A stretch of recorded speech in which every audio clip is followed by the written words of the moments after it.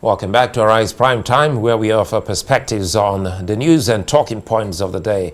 I'm Sulaiman Alede. Now, this is the point of the program where I bring my guest analyst for the rest of the program. I have the Public Administrator Development Consultant and National Team Lead at the Coalition of Accredited Election Observer Group, Dr. Abraham Breakforth, and also the Current Affairs Analyst, Professor of Communications and Deputy Dean of the Postgraduate School at Bayes University in Abuja, Professor Adeniyi. Gentlemen, good to see you both, and thanks for your time. Let's start off by asking Professor Adeniyi. You followed through my conversation with Mike Ejiofor. Very instructive there. First, it borders on the information which the DSS just passed out, warning the people, warning Nigeria of some clandestine move by some unscrupulous elements, as well as arrests made so far. He spoke about some, terrorist cells still within some communities. Oh, yeah, I think, well, of course, we know that they are still very much around, considering the reasons that give rise to terrorism in the first instance. One, ideological. Yes, we have largely dealt with that, with suppression of Boko Haram insurgency, but the other factor that led to this wave of crime is still subsisting, economic. And of course, that economic didn't just happen. It wasn't just a one-off thing.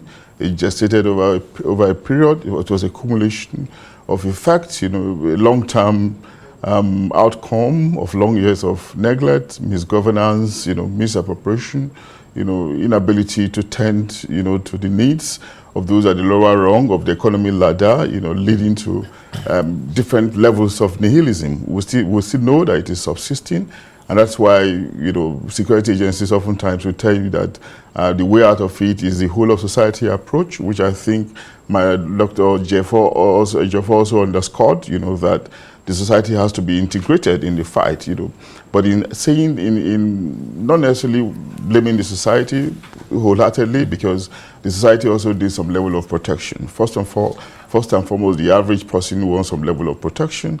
And of course, these criminals, they can be die-harded. If they discover that you are out to sell them out, they come after you, unfortunately. And of course, citizens are often frightened, which is why it is not the reason really for the members of the communities not to support them, but it's also the reason why we're talking about state police, whereby we could have both overt and covert police operatives or security operatives, feeding the overt operatives with information, that they can probably process into information and into intelligence and use them to nip crime in the bud, as the case could be. As I said, the DS Secret Police warning is appropriate, because it comes as a kind of warning for citizens to be much more careful. But beyond the warning, it's also the need for them to go beyond the warning and probably take steps, to deal with, the potential perpetrators of this crime. I want to believe that this is being done. The warning is just a compliment, to their undercover efforts, to keep us as safe as the case could be. Dr. Breakforth, listening to Professor Adeniyi, one of the key concerns will be looking at the last election. You're also the head of the Coalition of Accredited Election Observers. And I want to link this to security, which many also felt was, relatively okay during the election. But now, after the polls, there seemed to be some kind of resurgence. Can you wrap your finger around why this is? Yeah, as a matter of fact, security is a major challenge in our country. You know that prior to the last election, the federal government focused more attention on the security because of the election. And after the election, it was a little bit relaxed because the change of government and because transition period. So the security. So you think the ball was dropped? Yes, the ball was dropped. So there was a little relaxed on the security issue, and that's why they take advantage to regroup themselves and come out more strongly. But I want to say that the new president have done very well by reshuffling the security chiefs and to give a fresh air to the security architecture of the country. And now the task is up for the new security chiefs to put the hands together to tackle the security challenges head-on. It is very important that our nation cannot experience any development, serious development without dealing with the issue of security. You cannot expect foreign investors to come to our country without the issue of security. So security is a major challenge of our nation, and I believe that the new government will give attention. And I believe that in the wisdom of the new president, bringing the NSA. If you look at the antecedent of the NSA, he's a very principled man and very thorough, very uncompromising, and it's a go-getter. I believe it's coming on board, is to give a new dimension to what it used to be. We have military officers as NSA, but now we have a police officer as NSA. So on that also we strengthen the police force. Because further that the issue of internal security is the major work of the police, of Nigeria police.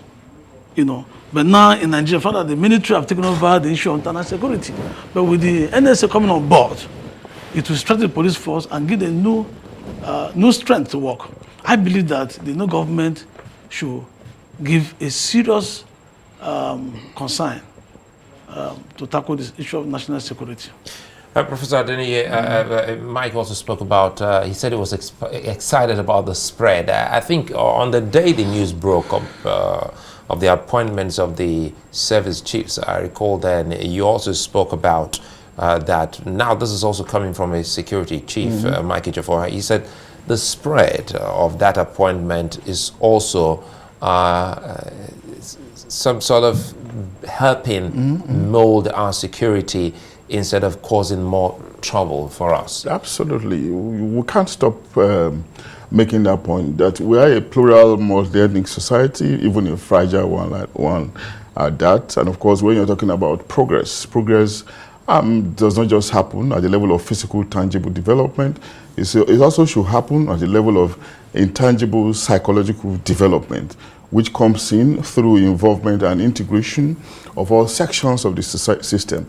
And the way our system is carved out is such that people feel a greater sense of belonging when they see their own at the commanding height of leadership, in positions of leadership. Yes, they probably only have parasocial relationships with these people. They do not have any close relationship with them, but the fact that they share the same similarity, maybe the same name, the same ethnic group, gives them that sense of involvement. It's a psychological thing which is also very necessary in nation building. We cannot do without this, especially because of our configuration.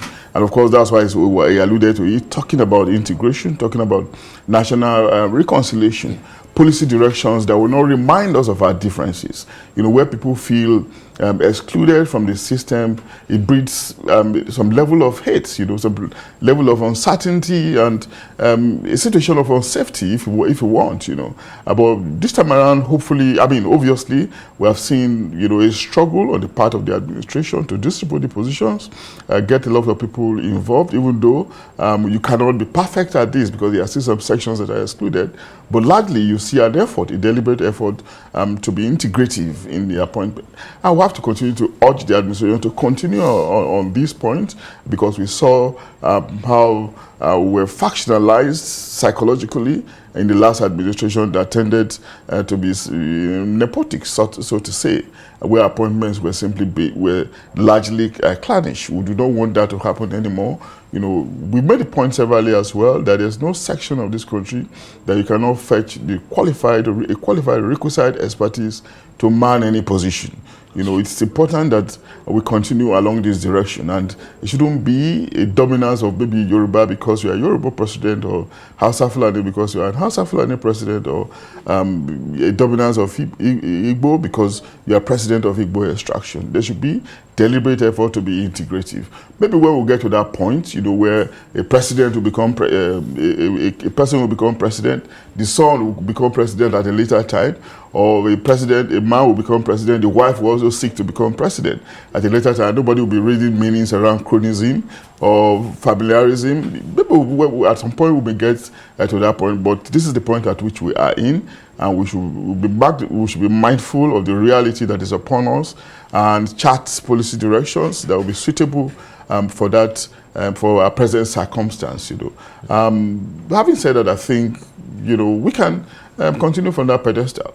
And Abraham Breakforth, how can the 10th Assembly help? Because some of the key things Professor Adeniyi has just raised are things that can come, from the president. But again, we should be looking at ensuring that we have a law or laws in place that can force everyone to adhere. Because what if the man or the woman who becomes president does not adhere to some of the key changes we're seeing today? So speak to us on the importance of having an assembly that understands what true representation is about.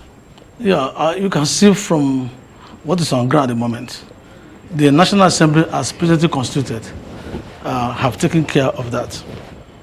The Senate President from the South, the Deputy from the Northwest, and also see the Speaker for the Northeast, and the Deputy Speaker. And if you look at the other appointment coming up in the principal office, you mean the Speaker from the Northwest? Yeah, the Speaker from the Northwest, and all that. So, and the Deputy from the East, Southeast. So you can see that the National Assembly has started taking repositioning in terms of to have a relative representation in terms of national interests, But further to that, there should be a legal framework, which is key, because further that, like the last administration, that was not actually considered. So the National Assembly, 10th Assembly, should up the game by ensuring that we have a national cohesion and national integration, by having legal framework that will enforce any president who come on board to have a national representation in terms of appointment or whatever. And let's stretch this by talking. We'll come back to the security which we spoke about, community involvement. You said that there's need for the agencies to further assure the people, especially the whistleblower, of his or her safety. It is the only way that they can have the buy-in of see something, say something else. It still falls back flat on an activity only for the security agencies. Yeah, but first I think we should maybe stress this a little bit too, that we already have some kind of regulations like the Federal Character Commission that envisages inclusion of all sections, in filling up positions, whether or not we are operating it very well is another thing, but when it comes to political appointment, it's just a convention. It's an expectation that the one who's going to appoint will be mindful of the disparity, the differentiations in the system, and ensure integration of all sections so that no section will feel left out. That sense of belonging is paramount. It's a convention that every reasonable leader should ordinarily come to terms with. But, and before you jump in on the question I asked, still on this, it comes back again to the National Assembly. There are a lot of things that should be out of our national life, state of origin, local government of origin. Maybe it's, and it comes back because the first time anyone sees you, the next thing is, where are you from? Yeah, I think we've tried to deal with this severally in maybe the constitutional reviews where we suggested that instead of state of origin, it should be place of residence. But I'm not sure we'll be able to get this through, But Suleiman, you cannot legislate everything. It is possible for us to have laws covering every section. Society itself is very dynamic, it keeps moving very fluid, realities keep developing, which is why common sense comes in places where laws are not available to deal with certain things, you know. And of course, common sense, sometimes the doctrine of necessity, when it becomes really, really very expedient, you know. So that's what it is, you know. So the point is that, yes, the laws are there, you know, but everything cannot be legislated, you know. Logic should rather come in. And that's why we're also talking about reforming our electoral system so that I can throw up the best as leaders. At the end of the day, best that will take rational decisions, rational leaders, you know, that will do the right things, so to say, right things in parentheses, you know. But back to your question, community policing. Of course, we see this in developed climes, you know, where, you know, the policing system is mindful of the localities, the countrysides, you know, mindful of having a good understanding of the communities, as the case could be, the localities, because that's where crime, you know, can actually emanate from. And if you do not have this understanding, of course, you'll be left in the lurch. You see yourself being outsmarted by these criminals who are becoming sophisticated every day, just like the saner members of the society are becoming sophisticated. They too are becoming sophisticated, and they keep thinking around new tactics so that they can outsmart even the security agencies. You know, but again, we cannot also ignore the fact that sometimes every agency of government are still let down, you know, by some level of lethargy, some level of, you know, being affected by the big elephant in the room, corruption, you know, the fact that you pay lip service to call to duty, to national call, the absence of patriotism, nationalism, the less feeling, less concern, you know, for your status as a Nigerian. You know, that is still there, and that's why we keep talking about the need for social orientation, you know, some kind of campaign to galvanize us, remind us of our nationality, and the need for us to privilege the Nigerian state as our state, irrespective of wherever you are. You know, you probably do not have any other country but this country, and the onus is now on you to serve it as much as possible. Dr. Breakforth, working together and not working in silos for all the security agencies, how much of that are we likely to see in the days to come? Yeah, Mr. President made it clear that there must be a synergy between the security agencies. And let me let you know that the new president we have today, I appealed to work with him when he was a governor in 2004. I know it's antecedent. He has said his words, and I believe that will come to pass. So now the security agencies must work together, because no one security agency can solve the problem of national security. The SSS, the police, the military intelligence, the Air Force, the Navy, they have to work together for information gathering and to ensure that the issue of national security is dealt with. So I believe that as time goes on, we'll see the dividend of that presidential instruction. And quickly, before I come back to Professor Adeniyi, still with you, Breakforth, national cohesion and, of course, the need for Nigerians to start, because he said you can't legislate on everything. He spoke about logic, in as much as we know that sometimes you also need to come in between what's free and what's determinant in ensuring that the people know what's right. National Orientation Agency, that's an agency of government that perhaps must be revived and given enough money to create some kind of awareness and social re-engineering amongst Nigerians. Yeah, that's true, because as it is now, National Orientation Agency is as good as almost dead. They are doing nothing.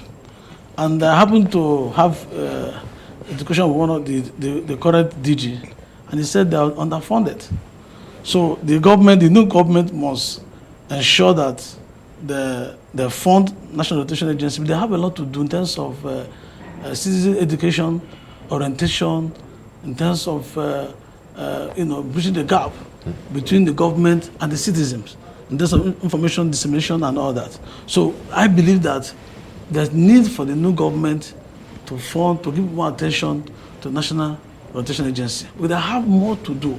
And in terms of the morals of Nigeria, if you look at our nation today, there's a big gap, between the citizens and the government.